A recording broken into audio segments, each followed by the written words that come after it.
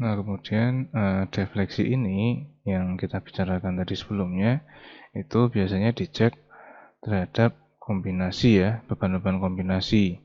Tapi kan ada beban kombinasi yang itu terfaktor dan tidak terfaktor ya kalau sekarang. Nah, itu kalau untuk defleksi ini karena dia kontrolnya ada di kondisi layan, maka kalau kondisi layan ambil yang kombinasi beban yang dia tidak terfaktor, karena yang kombinasi beban terfaktor itu untuk kondisi ultimate. Jadi yang untuk mengecek defleksi itu ambil yang kombinasi beban tidak terfaktor. Nah, ini ada contoh penghitungan kalau misalkan dipakai kombinasi beban ya.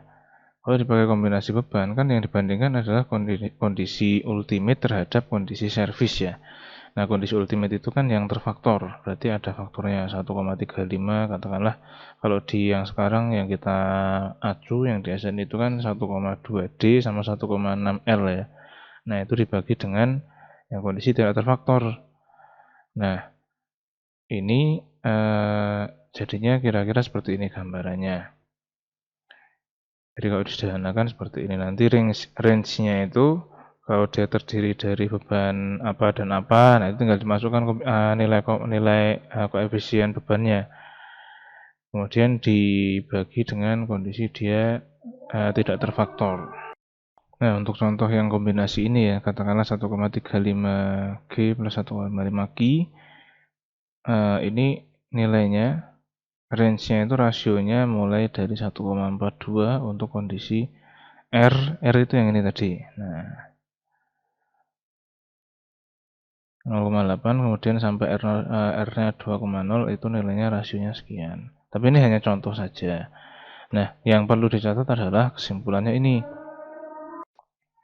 Nah, yang penting di sini ini kesimpulannya ini.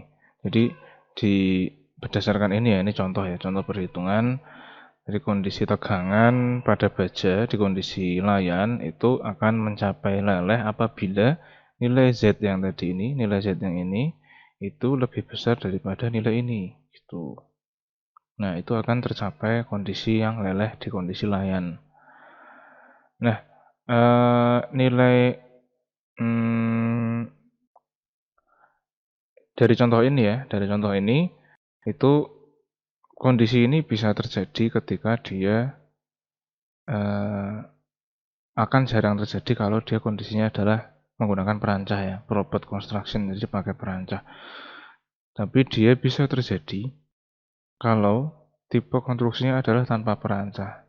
Ya logis ya, jadi katakanlah ketika kita mau membuat suatu struktur komposit,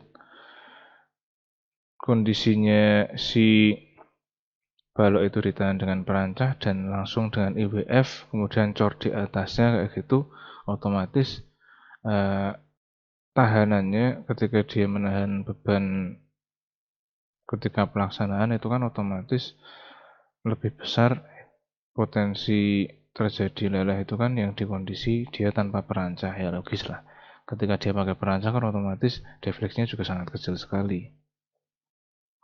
Nah, itu tadi kalau kita bicara tentang kondisi beamnya itu cukup kokoh, cukup kompak ya. Tapi ketika dia kondisinya adalah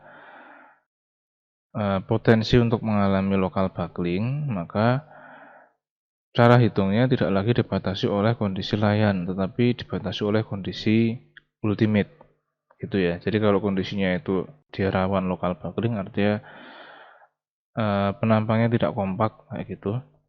Jadi yang menandakan dia potensi untuk local buckling atau tidak itu kan dari kompak atau tidak kompaknya penampang. Kalau dia ternyata tidak kompak, nah itu bisa kita kategorikan dia potensi untuk terjadi local buckling. Kalau seperti itu maka penghitungannya sekali lagi tidak berdasarkan kondisi layan seperti yang kita bahas sebelumnya tadi, tapi berdasarkan kondisi ultimate. Nah, ketika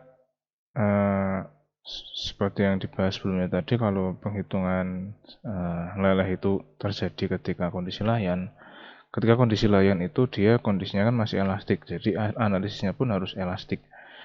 Nah, permasalahannya pada penampang komposit itu, analisis elastik itu malah justru lebih rumit daripada analisis plastik. Daripada analisis plastis ya, karena harus menghitung beberapa kondisi Jadi berdasarkan metode konstruksinya, jadi dari probed unprobednya, pakai perancah atau tidak pakai perancah, kemudian itu kan nanti ada efeknya terhadap strukturnya ya, terhadap baloknya. Itu yang pertama. Terus yang kedua ada beban jangka pendeknya dan jangka panjang. Kenapa ada jangka pendek dan jangka panjang? Jangka pendek dan jangka panjang itu kan nanti hubungannya sama beton ya kan. Beton itu nanti hubungannya dengan perilakunya dia terhadap grip. Kayak gitu. Nah, di antaranya pada prinsipnya ya, secara garis besar itu pada kondisi penghitungan elastik itu ada tiga tipe pembebanan ya. Yang pertama itu adalah beban yang itu disupport oleh steel beam-nya atau oleh balok bajanya. Jadi kondisi yang pertama ketika beton itu dituang itu kan masih hanya beam steel ya, hanya steel beam saja kan yang ada di situ. Kemudian betonnya dituang. Nah, itu kondisi yang pertama. Kemudian setelah itu beton mengeras sudah jadi penambang komposit ya, tapi kondisinya adalah jangka pendek. Kondisi jangka pendek tanpa grip. Nah, itu hitung dulu seperti itu. Setelah itu kondisi jangka panjang artinya gripnya sudah ada. Jadi ada tiga ini secara umum, secara garis besar ada tiga ini kondisi yang harus dihitung.